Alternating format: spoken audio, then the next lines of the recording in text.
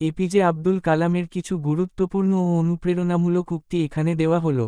জীবন একটা কঠিন খেলা। তুমি যদি একজন ব্যক্তি হিসেবে তোমার অধিকার বজায় রাখতে চাও, তবে তোমাকে সততা এবং সাহস নিয়ে খেলতে হবে।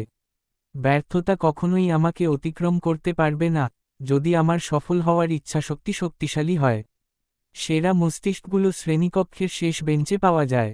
সফলতার গল্প শুনলে শুধু একটি বার্তা পাওয়া যায়, কিন্তু ব্যর্থতার গল্প শুনলে সফল হওয়ার নতুন নতুন উপায় জানা যায়। যদি তুমি সূর্যের মতো জ্বলতে চাও, তাহলে প্রথমে তোমাকে সূর্যের মতো পড়তে হবে। জ্ঞানী মানুষের সবচেয়ে বড় শক্তি এবং শিক্ষাই তাকে সঠিক পথে চালিত করে।